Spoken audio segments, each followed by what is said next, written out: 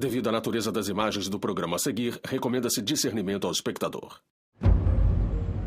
Neste exato momento, predadores invisíveis a olho nu se infiltram no seu mundo. Suas defesas serão inúteis contra sua força impressionante. Eles causarão desfigurações grotescas, farão você sangrar por todos os orifícios e até mesmo paralisarão os órgãos vitais de seu corpo.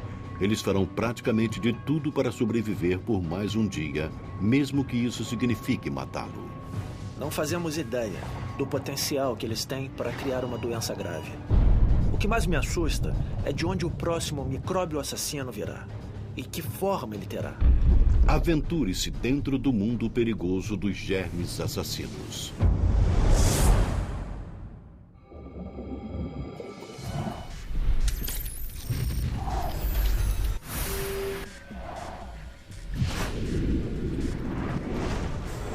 Ciência viva. Bactérias, vírus e parasitas, todos têm algo em comum. São germes, as criaturas mais antigas e minúsculas da mãe natureza que só são visíveis através de um microscópio. Quantidades incontáveis desses micro-organismos espreitam à nossa volta.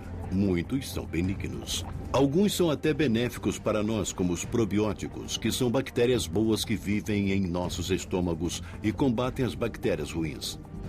Mas existem outros que nos deixam morrendo de medo porque podem matar violentamente. Baseada em seu potencial de produzir doenças globais e sofrimento humano, aqui estão 10 dos mais alarmantes germes do nosso planeta atualmente. Número 10, os estreptococos do grupo A, chamados de comedores de carne. Umas férias no Havaí deveriam ser um passeio divertido e relaxante para Gary Aguiar e sua família. Mas, à espreita nesse paraíso tropical, havia um predador microbial pronto para atacar sua próxima vítima.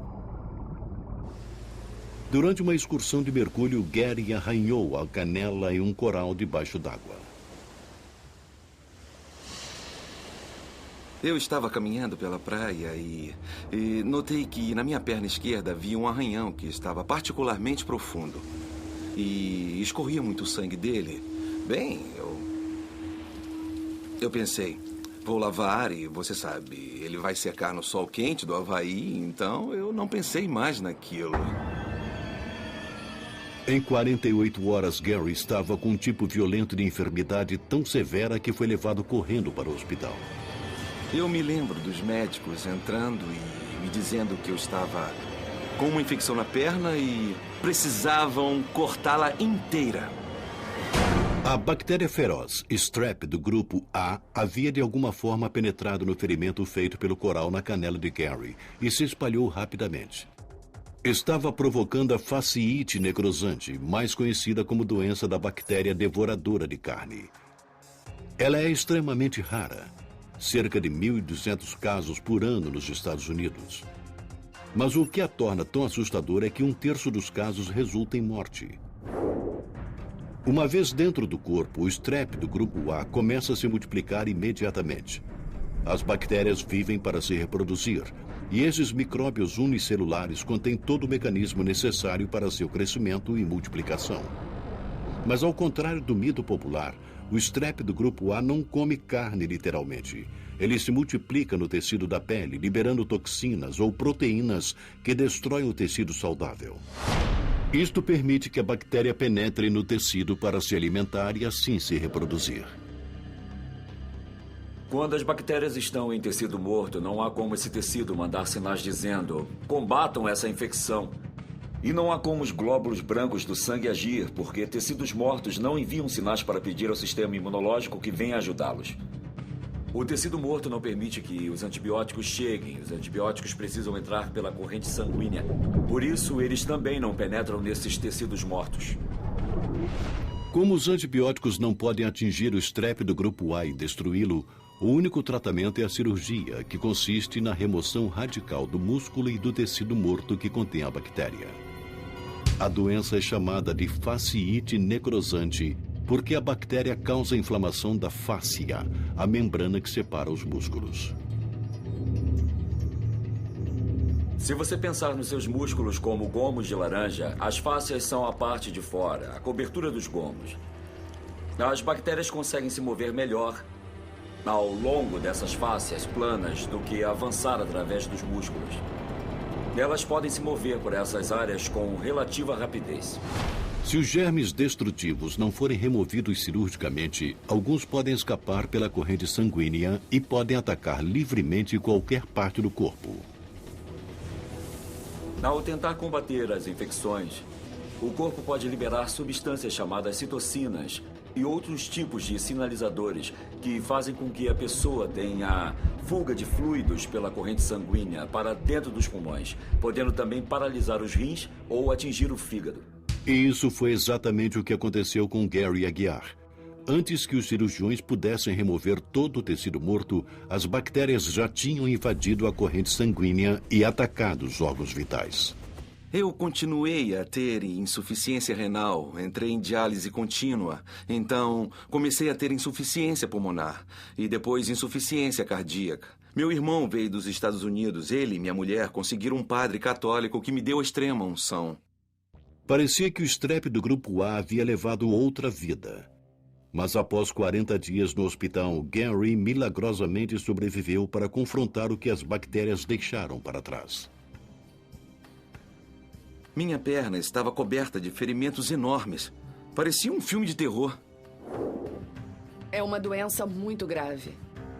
Aqueles que sobrevivem, os médicos frequentemente têm que cortar pedaços de tecido, músculo e frequentemente membros inteiros para salvar o paciente. Você não é mais a mesma pessoa depois. Mesmo se perder um braço ou uma perna, essa perna pode não funcionar tão bem, porque a maioria dos grupos musculares importantes foram mortos pela infecção. Com tanto músculo removido, movimentos atléticos são agora dolorosos para o Gary. Essa é a parte de trás da minha perna. Aqui, bem aqui. Essa é a maior ferida, a que todos reparam. Aqui, acima do joelho, foi onde eles possivelmente removeram grande parte do tecido. E por isso esse músculo está meio saltado aqui e entorpecido aqui. O strep do grupo A é uma bactéria comum que existe em todos os lugares. Neste momento está localizada nas gargantas de milhões de americanos e por razões inexplicáveis não causam nenhum dano à maioria deles. Mas se ela entrar em contato com um ferimento aberto, o germe cruel pode causar a doença da bactéria devoradora de carne. Provavelmente ela poderia viver pelo menos vários dias em superfícies diversas. Pode viver sobre mesas, maçanetas, alças. Foi até descoberta viva na água do mar. Bom, existem muitas bactérias por aí que se pode pegar das pessoas. Mas para mim, acho que ia contrair na água. O estreptococo do grupo A é uma bactéria terrível, mas existe outro germe que pode ser ainda mais assustador. Malhar na academia no passado nos mantinha saudáveis. Agora pode ser perigoso para a nossa saúde. Número 9. MRSA.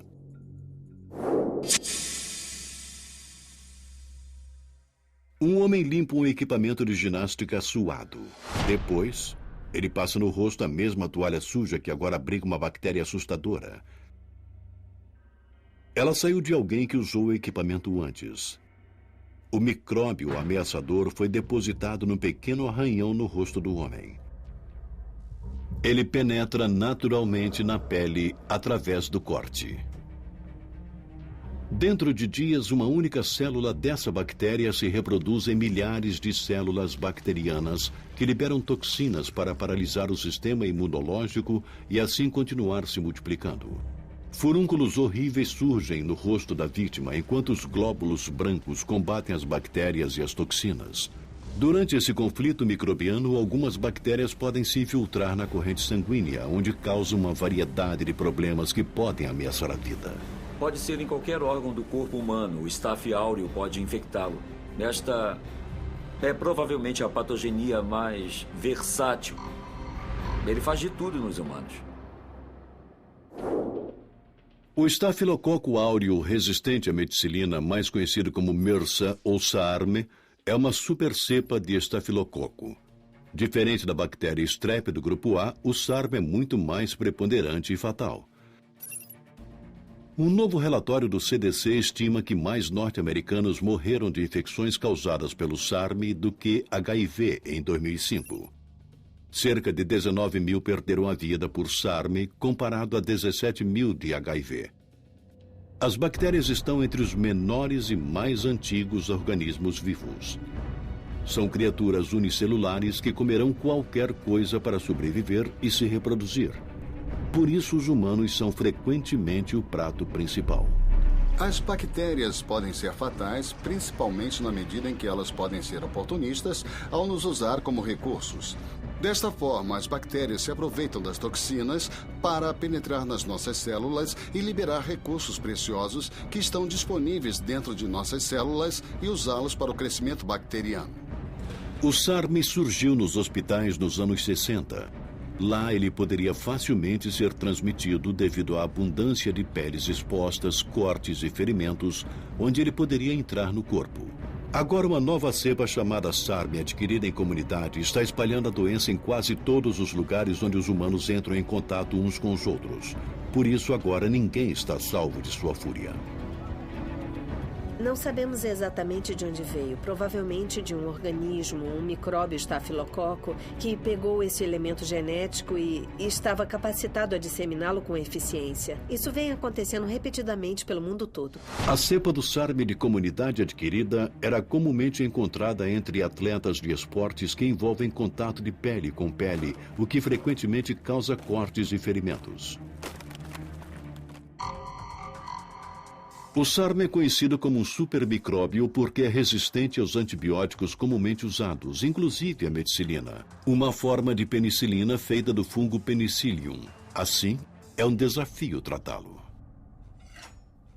Restam ainda alguns antibióticos que são de segunda linha, que não são usados com frequência e que poderão tratá-lo. Os médicos preferem manter esses antibióticos de reserva para infecções sérias. A questão é que, se os médicos derem esses que estão na reserva, as bactérias se modificarão e surgirão casos de resistência a eles. Um micro-organismo é resistente a antibióticos quando ele consegue resistir a eles, entre outras coisas, mudando sua estrutura de superfície.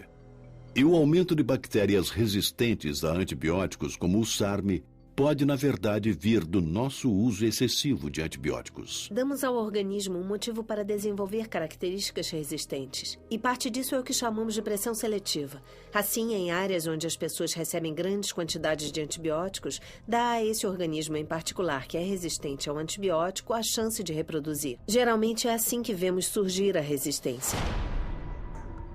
A resistência a antibióticos pode ser transmitida entre bactérias quando duas bactérias diferentes se engajam na forma de acasalamento microbiano entre si.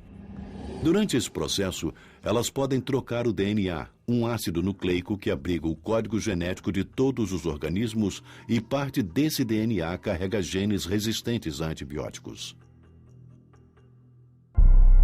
O aumento de bactérias resistentes a antibióticos, como o SARM, alimentou temores de que o combate contra os nossos adversários microbianos está aumentando. A não ser que novas drogas sejam desenvolvidas, os humanos estarão constantemente se esquivando das balas. Eu acredito que o SARM será muito difícil de ser erradicado. O que nós vimos é um jogo de gato e rato. Nós desenvolvemos os antibióticos e as bactérias se tornam resistentes a eles. Até agora ainda não conseguimos vencer esse jogo. O SARM é de longe um dos germes mais ameaçadores. Mas existe outro organismo furtivo que usa um cúmplice para atacar. Alguns germes terríveis deram meia volta ao redor do mundo para infligir doenças globais. E agora, uma delas está a centímetros da nossa porta da frente. Noites quentes de verão trazem as pessoas às ruas para se refrescarem. Mas espreitando no escuro, um inimigo está pronto para dar sua picada fatal. Número 8. O vírus do Nilo Ocidental. Um mosquito pousa sobre o braço de uma mulher. ele injeta sua saliva na pele dela enquanto suga sangue para se alimentar. Mas na saliva desse mosquito existe um vírus, um organismo cuja única missão na vida é fazer mais vírus. Aqueles que podem te deixar mortalmente doente. A mulher tem somente um inchaço da mordida que coça. Contudo, o vírus entrou no seu corpo. Diferente das bactérias, os vírus não têm mecanismos celulares para reproduzirem sozinhos. Assim, o vírus do Nilo Ocidental se infiltra rapidamente no leucócito e se apodera de seu mecanismo metabólico para se reproduzir. O vírus se multiplica até o ponto que sua prole rompe a célula, inundando a corrente sanguínea com novos vírus que se movem para atacar outras células.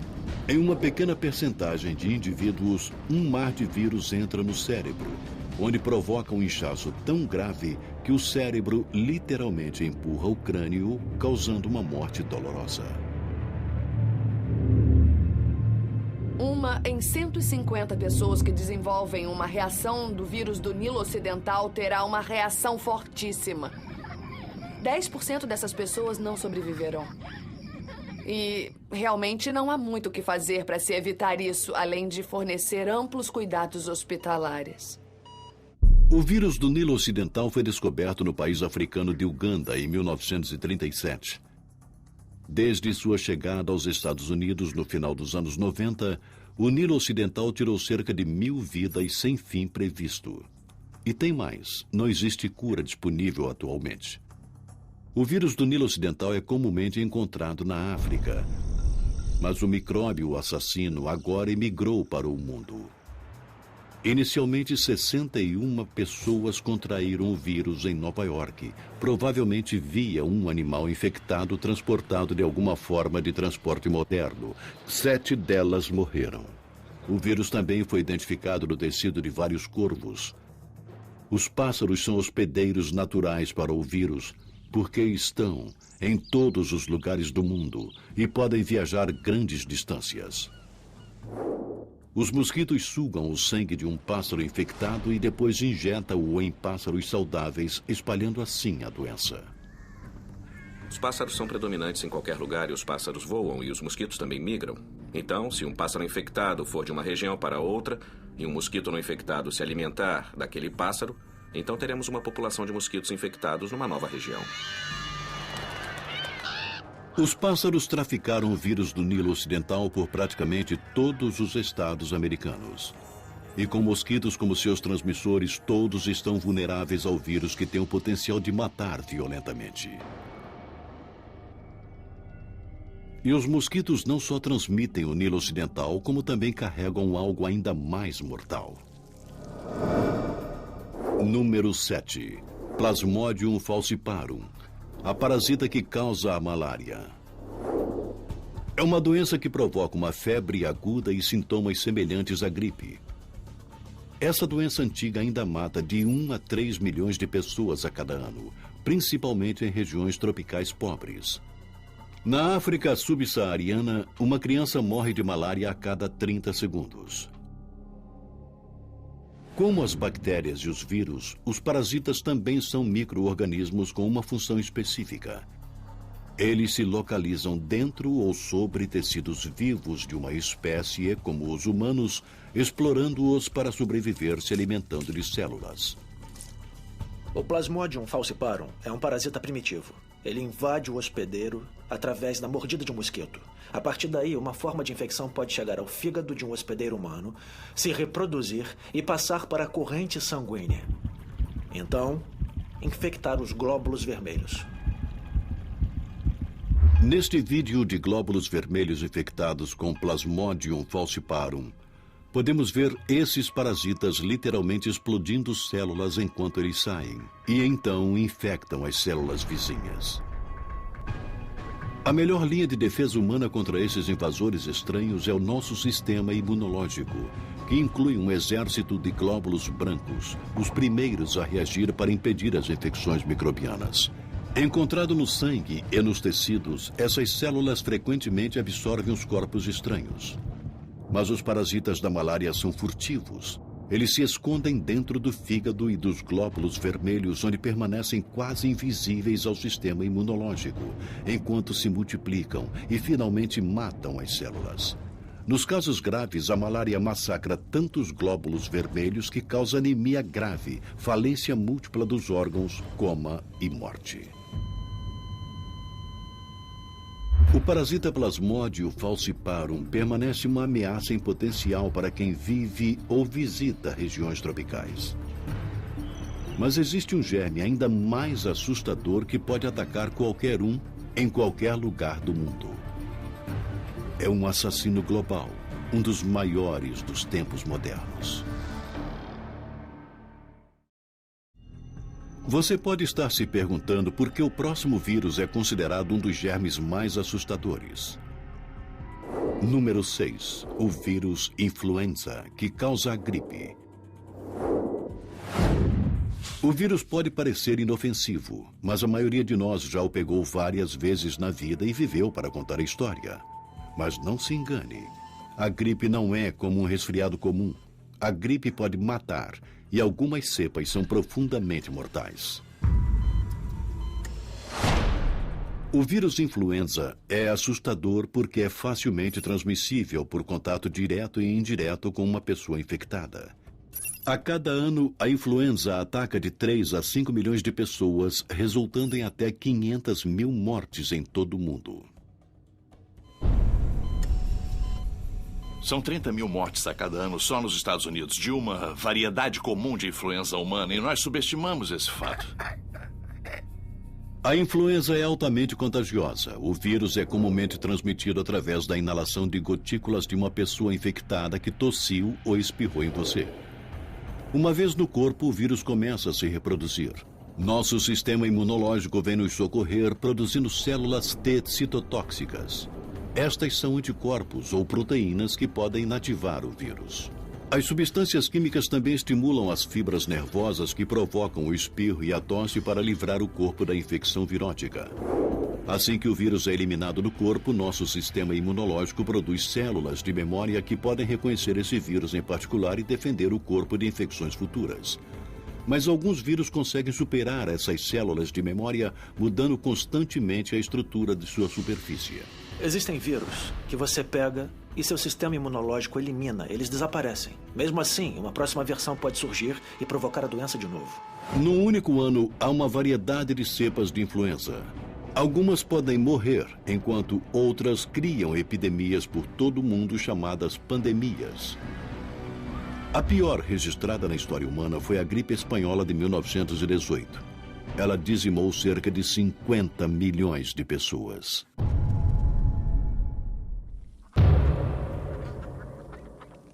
Provavelmente a maior ameaça de doença infecciosa que nós, a espécie humana, enfrentamos é a doença conduzida pelos animais.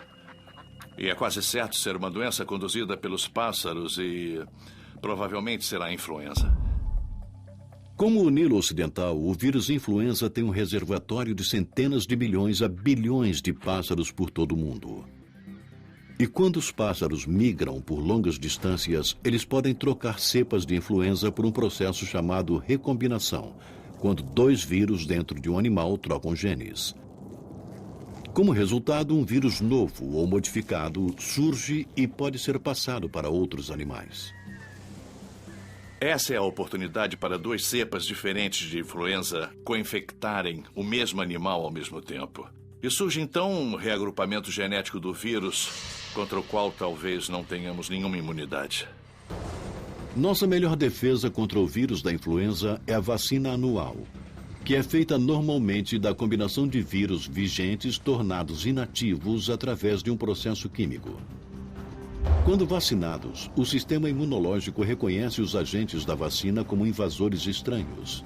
Os anticorpos ou as células T citotóxicas são produzidas para destruir os invasores, e as células de memória se lembram deles.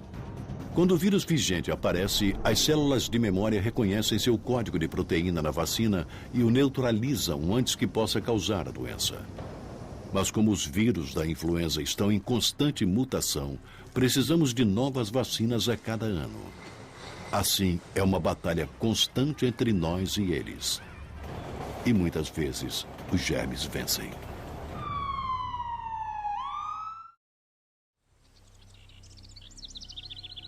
O perigo chega diariamente às nossas caixas de correio. Você está esperando uma pilha de contas, mas alguém lhe enviou algo ainda pior. Você abre o que parece ser um envelope vazio. Dali sai uma rajada de bactérias que foi fabricada como pó inodoro. Você acidentalmente as inala. Você pode potencialmente morrer em uma semana por causa dessa mensagem de morte.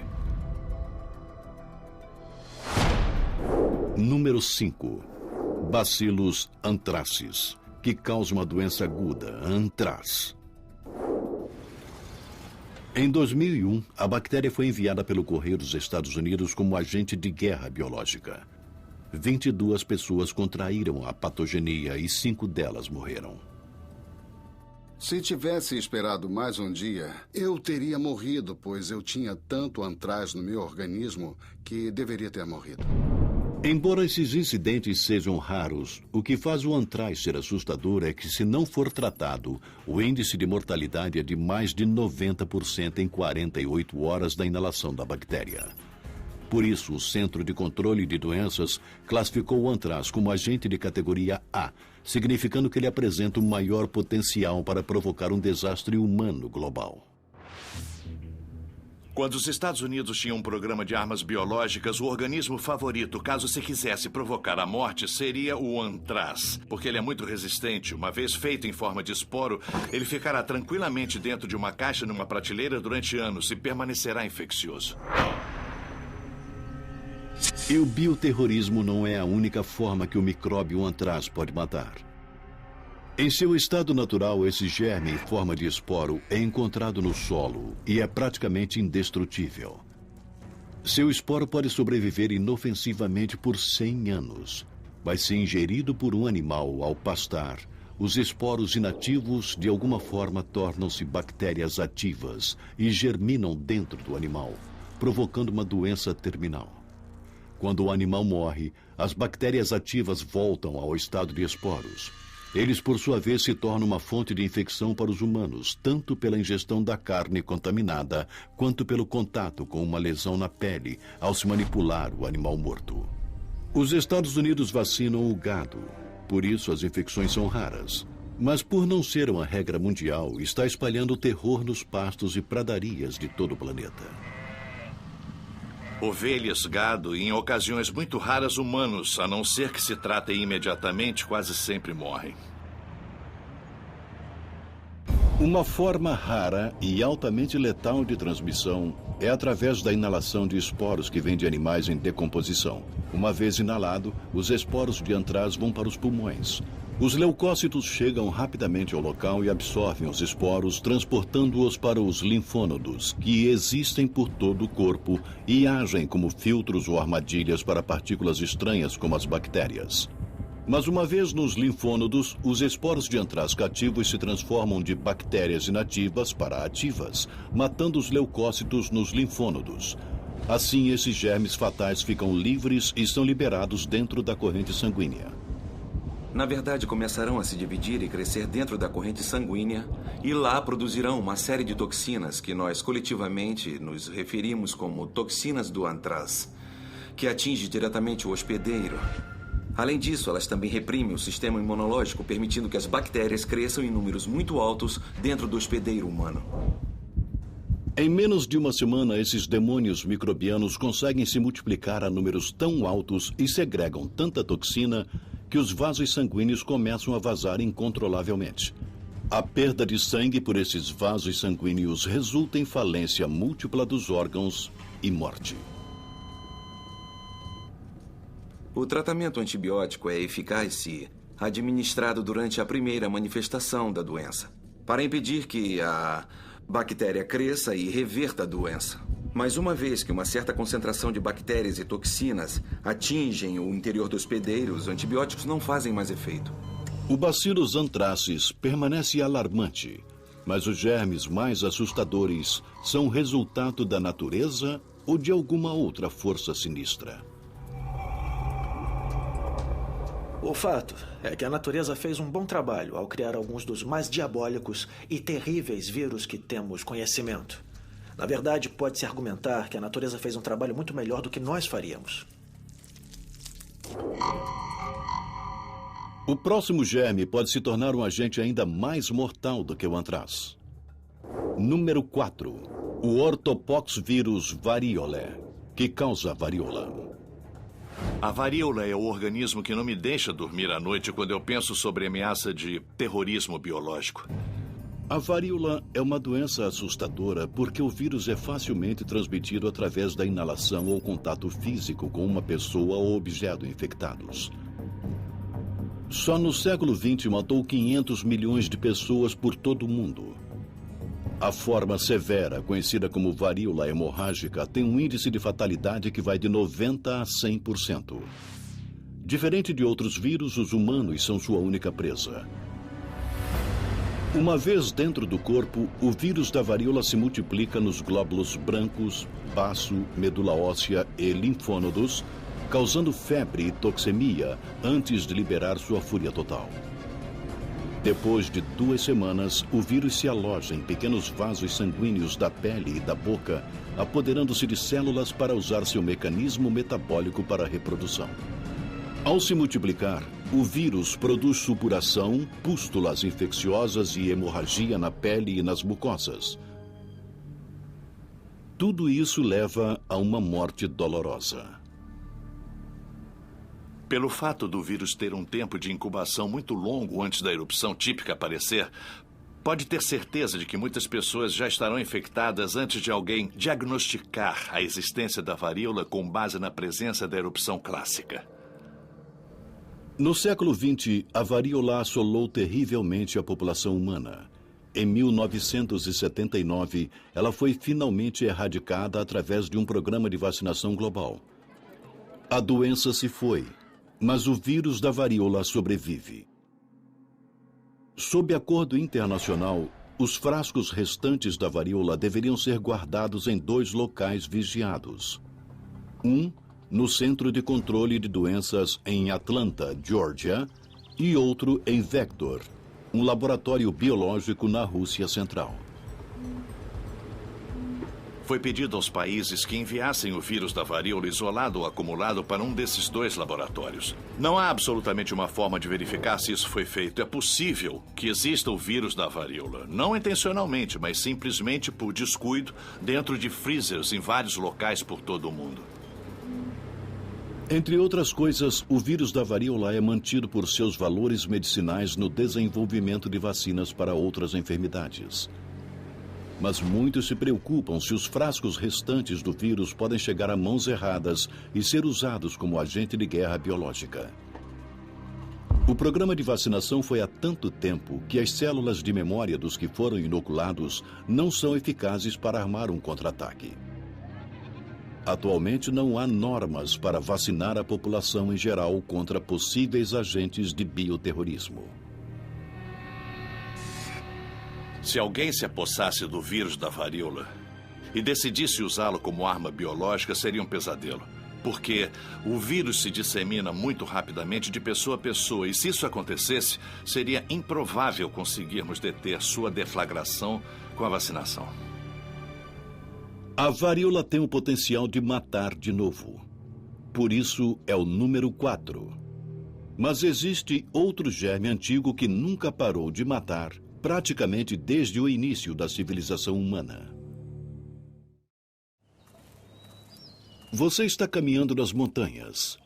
O ambiente parece tranquilo e sereno. Mas perto dali, um assassino espera pacientemente por sua próxima vítima.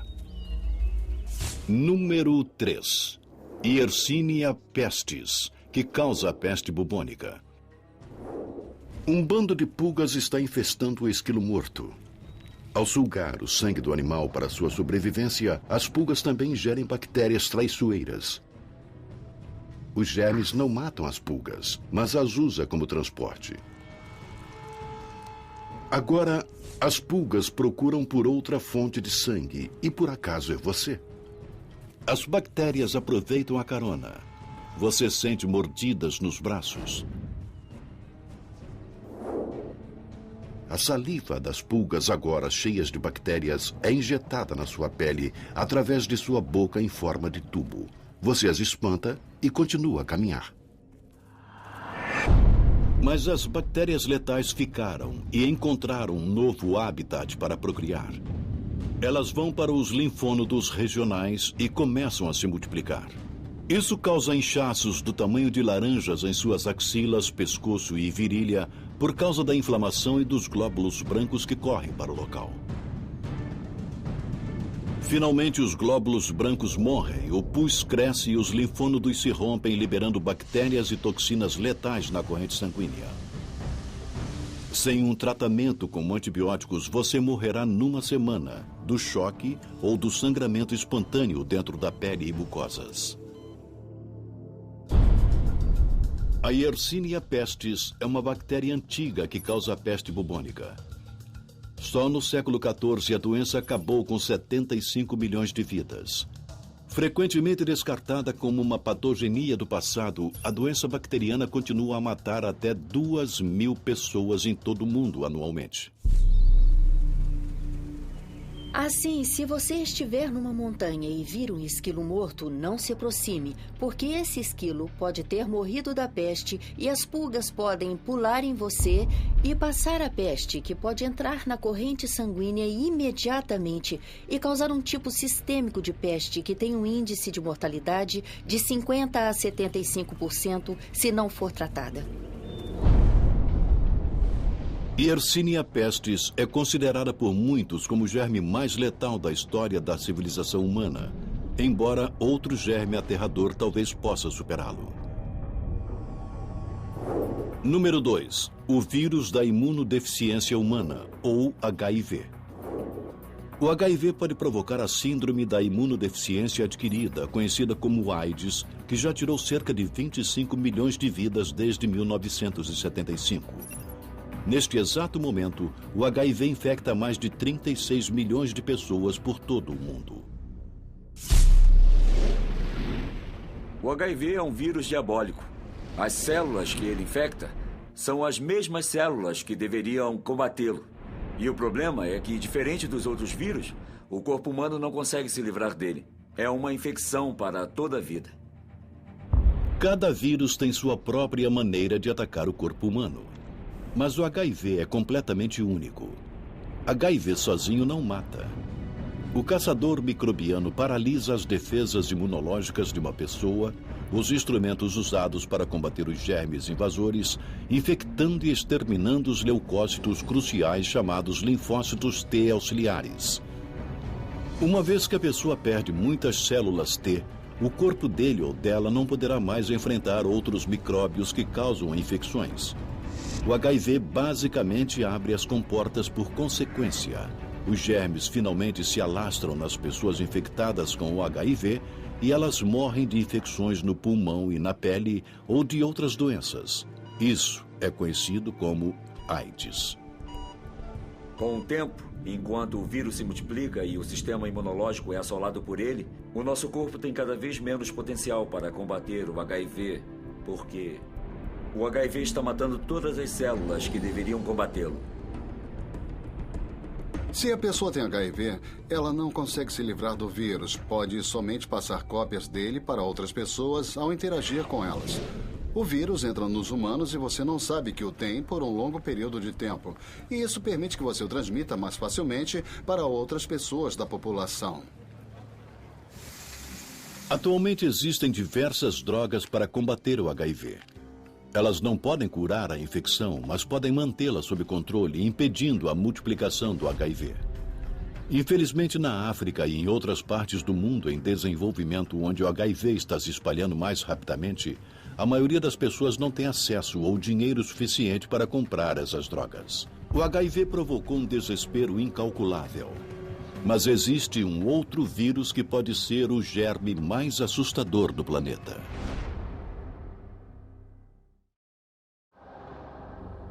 Então, qual é o germe considerado por muitos o mais ameaçador que existe na face da Terra? Acredita-se que a origem desse assassino é a República Democrática do Congo, na África. Caçadores voltam de uma caçada bem-sucedida. Eles capturaram e mataram os chimpanzés para alimentar suas famílias famintas. Mas, em vez disso, eles podem estar condenados a uma sentença de morte.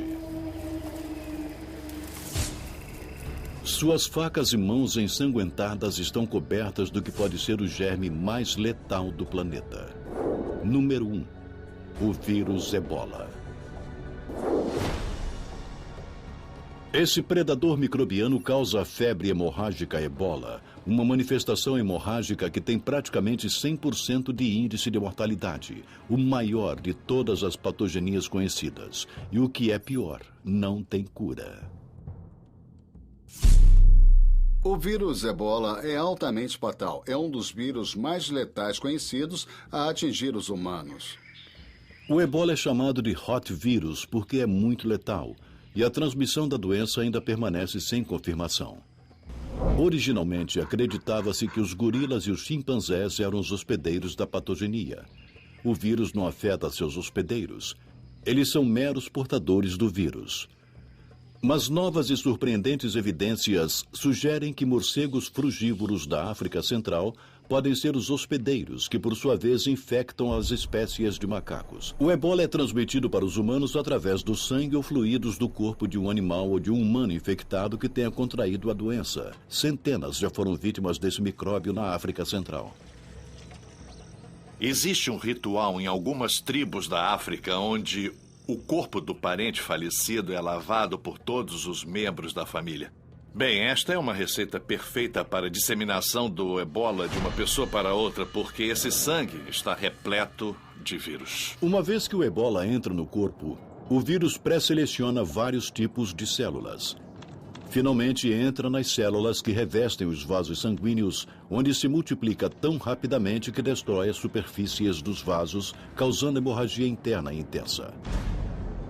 O vírus Ebola se infiltra na corrente sanguínea, causando a formação de coágulos de sangue, que por fim irão bloquear o suprimento de sangue para os órgãos principais. Isso leva à falência dos órgãos. De 1 a 2 semanas, a coagulação leva à morte por um processo de colapso total, com hemorragia espontânea ocorrendo de todos os orifícios possíveis. A pessoa tem uma morte violenta sangrando por todos os orifícios e às vezes até minando o sangue pela pele. Contrair o Ebola pode ser raro para o cidadão comum do mundo. Mas já que o vírus se espalha com uma velocidade destrutiva e não há vacina ou tratamento aprovados, o CDC classificou o vírus Ebola como um agente de bioterrorismo de categoria A. Isso significa que ele tem o mais alto potencial para catástrofes adversas de larga escala em humanos. Não há evidências de que o Ebola possa ser transmitido por via respiratória a humanos, mas mostraram que ele pode ser transmitido por via respiratória em macacos. Isso é um pouco assustador. É uma transmissão mais fácil do que a transmissão por contato com sangue. Esses germes assassinos vieram com certeza para ficar. Mas a qualquer momento, um desses monstros terríveis poderia ser retirado da lista. No futuro, um germe ainda mais assustador poderia surgir. Ainda mais contagioso, resistente a todas as drogas e ao nosso sistema imunológico. A humanidade enfrentaria o Armagedon microbiano de uma das menores criaturas do mundo.